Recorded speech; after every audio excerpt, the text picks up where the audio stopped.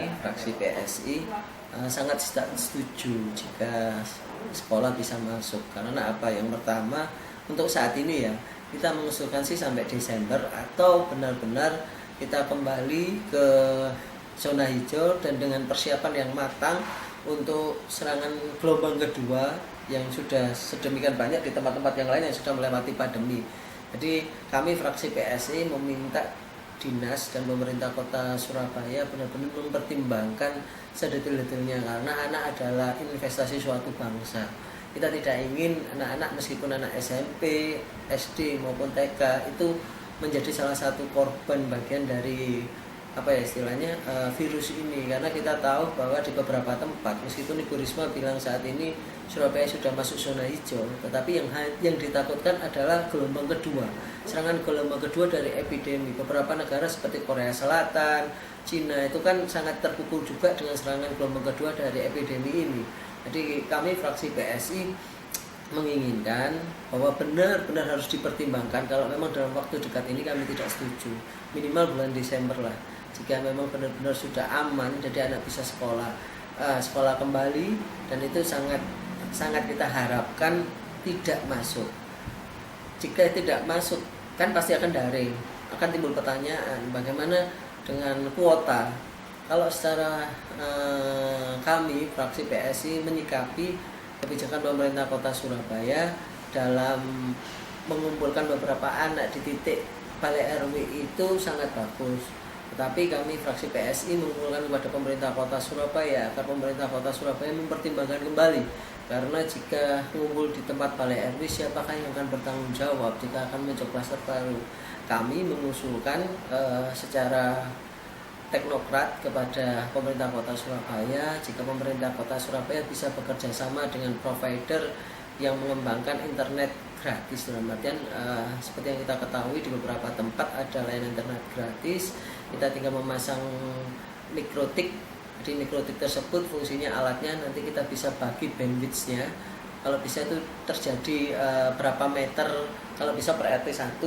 Jadi di alat mikrotik tadi sudah dibagi bandwidth-nya yang pertama buat pemilik rumah yang biasa pasang di providernya itu, jadi yang internetnya itu tidak terganggu, sedangkan yang untuk umum yaitu nanti bandwidth-nya dibagi, jadi memang diperbesar untuk lingkungan sekitar. Dan di bandwidth tadi kita lock dalam artian apa? Hanya aplikasi-aplikasi yang bersifat pendidikan, yang dipergunakan untuk pendidikan. Saat ini kan kita tahu bahwa ada 2 aplikasi yang digunakan untuk pendidikan di kota Surabaya, itu kita lock. Jadi siswa tidak akan bisa membuka selain 2 aplikasi itu.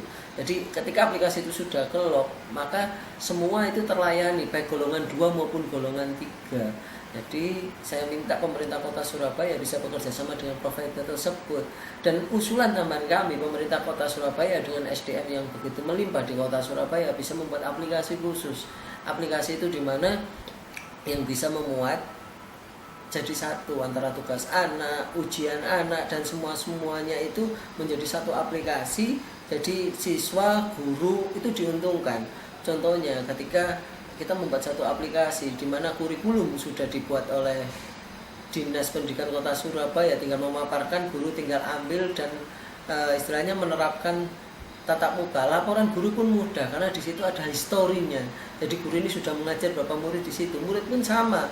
Jadi sistemnya bisa dibuat, aplikasinya itu dibuat seperti absen. Jadi siswa jam 8 masuk, hari ini pelajaran ini. Kemudian jika siswa tersebut HP-nya dipergunakan orang tua, ada aplikasi yang setidaknya menyimpan pelajaran dari guru yang di pagi. Jadi siswa di malam hari bisa menggunakan dengan wifi yang terlock tadi, dia menggunakan secara gratis, dia bisa di rumah tanpa keluar rumah. Orang tuanya pulang dari kerja meminjam sarana prasarana dari orang tuanya, siswa tersebut dapat belajar di rumah, mengerjakan tugas ya lewat dari situ, ujian lewat dari situ. Pemerintah Kota Surabaya bisa memantau, jadi nggak perlu ruwet-ruwet. Jadi kita sinkronkan jadi satu model pengajaran yang offline menjadi online.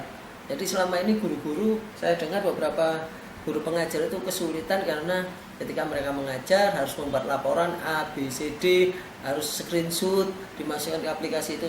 Andai kata pemerintah Kota Surabaya membuat satu aplikasi yang benar-benar memadai semua, sangat mudah. Jadi guru juga enak, murid juga enak.